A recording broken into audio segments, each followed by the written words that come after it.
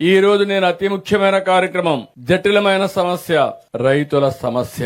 ఈ రోజు మనం అందరం గుర్తుపెట్టుకోవాల్సింది, రైతుల సమస్య పరిష్కారం చేయగలిగితే మిగిలిన సమస్యల పరిష్కారం చేయడం పెద్ద కష్టం కూడా కాదు.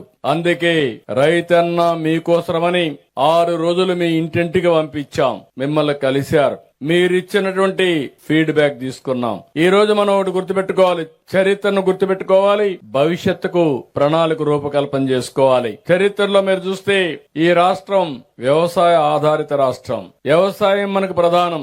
ఆ రోజు నేను హైదరాబాద్ కేంద్రంగా ఉన్నప్పుడు సర్వీస్ సెక్టర్ రావాలి, నాలెడ్జ్ ఎకానమీ రావాలి, తద్వారా ఆదాయం పెరుగుతుందనే ఉద్దేశంతో హైదరాబాద్ ని అభివృద్ధి చేశాం.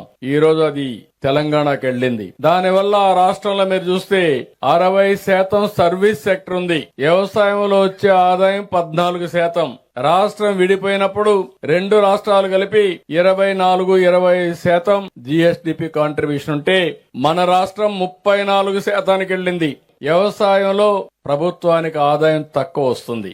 తెలంగాణ రాష్ట్రంలో 100 రూపాయలు జీఎస్డీపీ ఉంటే అందులో 9 రూపాయల 30 పైసలు ప్రభుత్వానికి ఆదాయం వస్తుంది.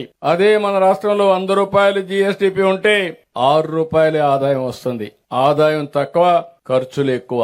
అయితే నాకు ఒక నమ్మకం ఉంది, విభజన తర్వాత స్ట్రక్చరల్ ఇంబ్యాలెన్స్ వచ్చాయి, దాన్ని కరెక్ట్ చేయాలి, వ్యవసాయాన్ని కూడా ముందుకు తీసుకుపోవాలనే ఉద్దేశంతోనే మనం ముందుకు పోతున్నాం.